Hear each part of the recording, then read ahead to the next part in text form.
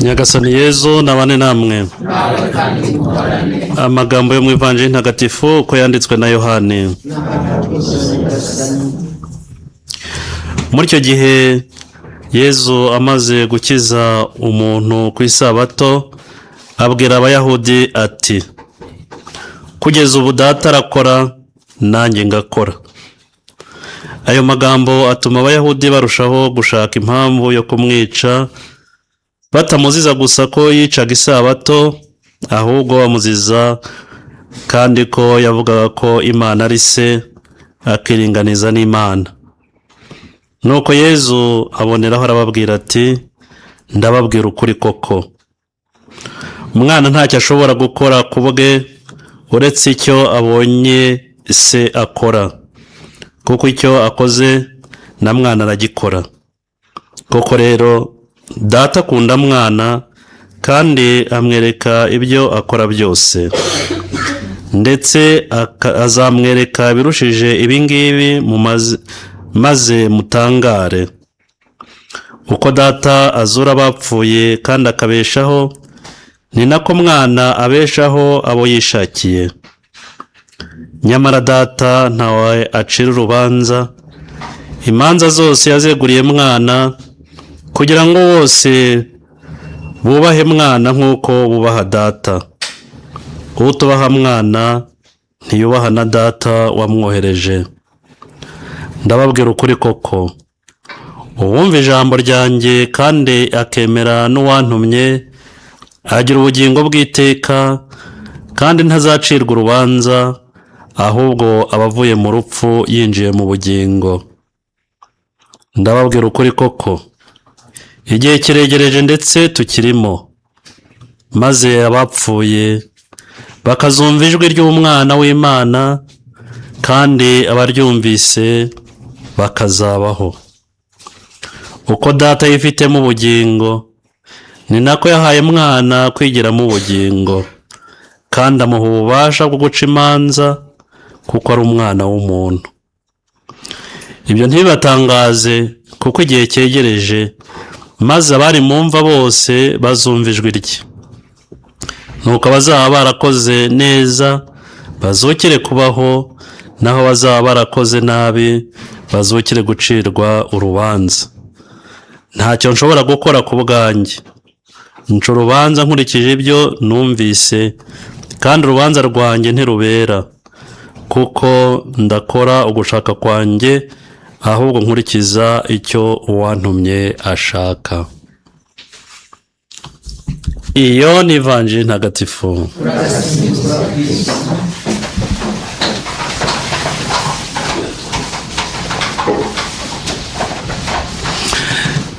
Yezu ati: nkora icyo uwantumye ashaka.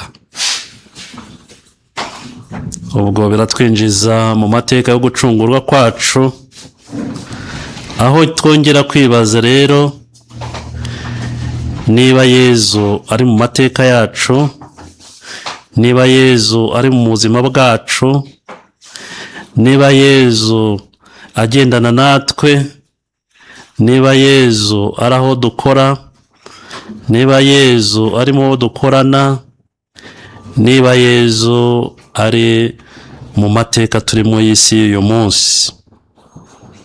Uwantumye, Yezu yaratumwe, atumwa na Data kugira ngo aze atubwire ko tugomba kumva ijambo rye. Niho yavuze ati: uwumva ijambo ryanjye kandi akemera n'uwantumye agira ubugingo bw'iteka, kandi ntazacirwa urubanza, ahubwo azaba avuye mu rupfu yinjiye mu bugingo.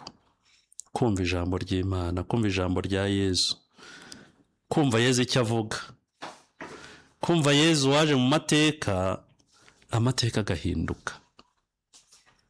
Turabizi isezerano rya kera babaraga bahera inyuma baza imbere, none bahera kuri rimwe bagenda bajya inyuma bazamuka. Ese koko umuntu waje agahindura amateka, ya mateka twiga mu ishuri tukavuga ngo byabaye mbere ya Yezu Kristo, tukongera tuti byabaye nyuma ya Yezu Kristo.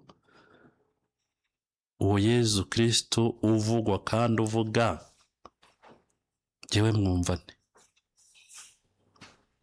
Aka kanya rero niho yongeye kutubwira ati uwumva ijambo ryanjye yumva uwantumye, yumva icyamuzanye, kandi agira ubugingo bw'iteka, aba avuye mu rupfu akajya mu bugingo. Muri Yezu tubona igisobanuro cy'ubuzima, muri Yezu tubona icyerekezo cy'ubuzima. Ubuzima buri mu mateka ya muntu, ariko bukaba mu mateka y'Imana, kuko Imana niyo yashatse ko ubuzima bubaho, bityo iba umugenga w'amateka yose, kuko Imana ari uhoraho. Ibyo bikatujyana rero mu isomo rya mbere tumaze kumva, aho umuhanuzi Izayi abwira umuryango w'uhoraho wajyanywe bunyago kuko utabashije kumva amateka y'uhoraho, maze uhoraho nabo akabareka bakayoba, bakagenda bakayobagurika.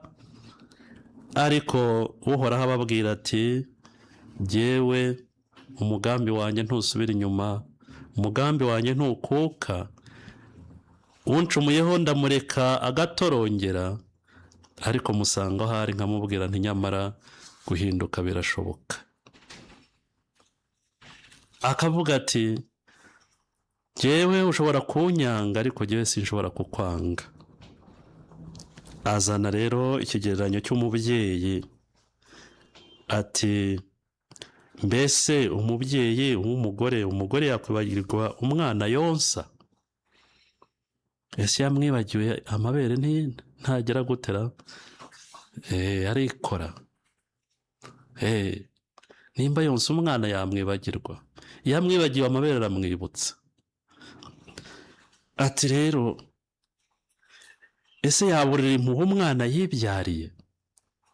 N'umunyarwanda yongera ati yibyaye ikiboze irakirigata. Noneho rero arongera noneho ashimangira birenze ibyo ngibyo, kabone naho nawe yabirengwaho, yabyibagirwa, kandi sinzi ko byashoboka. Ubundi kera umwana iyo yibagirwaga umubyeyi, ngo umubyeyi yarageraga gate yaramuvumaga, kandi wa muvumo ukamukurikira. Ubu rero ababyeyi bagize impuhwe ntibakivumana, bifuriza abana umugisha, ati genda utorongere uzagenda uhaha uronke. Kuko hari abana muri iki gihe basigaye bibagirwa ababyeyi, bakanabarya bakanabarangiza, ariko umubyeyi sinzi ko ashobora kubyibagirwa. Rero Imana ibwira umuryango wayo iti waratorongeye uragenda, wivuga ko nakwibagiwe, ahubwo niwe wanyibagiwe. Kuko nk'uko umubyeyi adashobora kwibagirwa umwana yibyariye, jyewe sinzigera nkwibagirwa bibaho, kuko uri mu mugambi wanjye. Umuntu wese rero ari mu mugambi w'Imana, kuko Imana niyo yashatse kwabaho, si umuntu washatse kubaho. Uyu muntu yankunda kuyivuga mu nyigisho za Kiliziya, yaba umuntu ari we washatse kubaho, cyangwa se nk'uyu munsi Imana ikamubwira ngo nimba udashaka kwemera uko uri, urashaka ko nkuremane. Imana yabikubaza. Niyo mpamvu rero usanga abantu aha kugira ngo babe mu bwigenge bw'abana b'Imana, bahinduka ibyigenge, bakirema uko bashaka. Ariko nabyo byanze bikunze, iyo banze uko Imana yabaremye bakirema uko bashaka, hari n'ibindi nabyo bigenda biza, ko bagenda bitubwira, amakanseri agenda aza kubera ko umuntu yanze kwakira uko Imana yamuremye. Bivuga rero ngo Imana ntiyakwibagirwa nubwo wakwirema, ariko ni hahandi ukomeza kuba ikiremwa cy'Imana. Imana rero ni muri ubwo buryo imwe ihumuriza umuntu wese, imubwira ngo amateka yaba arimwo yose hari igihe aba amateka y'umwijima, kuko wa mwijima uterwa n'uko abantu banze kugendera mu rumuri, banze gukunda Imana, banga gukunda abavandimwe babo, maze bajya mu rumuri, bajya mu mwijima. Imana rero iravuga ngo no muri wa mwijima ndahari, ntabwo nagutererana, turi kumwe. Umva rya jambo, uwumva ijambo ryanjye kandi akemera uwo Imana yatumye. Buri gihe rero uko amateka agenda asimburana, Imana iravuga, Imana iratubwira, kuko ni Imana n'uhoraho. Buri gihe Imana iratubwira, ari mu bihe bikomeye Imana iradukomeza, ari mu bihe by'ibyishimo Imana iratubwira ngo twitonde kugira ngo ibyishimo bitatujyana hirya kure y'Imana. Imana ishaka ko tuba abantu bari mu murongo, bayikomeraho ikabakomeza, bamenye aho bava, bamenye aho bari, bamenye aho bagana. Yezu Kristo rero nicyo yaje kutubwira ko Imana ari umugenga w'isi, umwemera arangamira ubugingo bw'iteka, kandi abavuye mu rupfu agiye mu bugingo. Ndababwira ukuri, igihe cyageze ndetse tukirimo, maze abapfuye bakazukira kuzumva ijwi ry'umwana w'Imana, kandi abaryumvise bakazabaho. Imana yaturemeye kuzabaho, ntabwo yaturemeye gupfa. Ati rero Data yifitemo ubugingo, kandi ubwo bugingo na Mwana bwifitemo, kandi icyo bashaka ni uko n'abantu bigera mu bugingo. Ariko hari ikindi yavuze rero, ati amuha ububasha bwo guca imanza kuko ari umwana w'umuntu. Umwana w'umuntu, Yezu akunda kwita umwana w'umuntu kugira ngo nk'uko tugenda tubyumva mu ijambo ry'Imana, abenshi bagarukira kuri bwa bumuntu, ntibabashe kubona ko yifitemo kamere Mana. Niyo mpamvu rero ahora ari mu mpaka n'abafarisayo badashaka guhinduka, ari mu mpaka n'abayahudi batashaka guhinduka, baba bati wowe uri umuntu nkatwe ntacyo wamara. Ni ugusubira rero muri ya mateka tukibaza impamvu Yezu yaje ibintu bigahinduka, tukibaza ukuntu ijambo ry'Imana uyu munsi riba ijambo igihe cyose rigira icyo ritubwira uyu munsi, kandi ryarabwiwe ab'icyo gihe, bihita bitwinjiza muri wa mugambi w'Imana. Uwumva ijambo rya Yezu, ukurikira ijambo rya Yezu, ngo ava mu rupfu akajya mu bugingo, yirinda icyaha agaharanira icyiza, kandi akamenya ko urubanza rurahari. Kuko Imana nimba yaraduhaye ubuzima, ntitubukoreshe icyo yabugeneye, twitegure. Ni ijambo ry'Imana Yezu bivuga, ntaca urubanza akurikije ibyo yumvise, kandi urubanza rwe ntirubera, kuko ndakurikiza ugushaka kwanjye, ahubwo nkurikiza ugushaka k'uwantumye.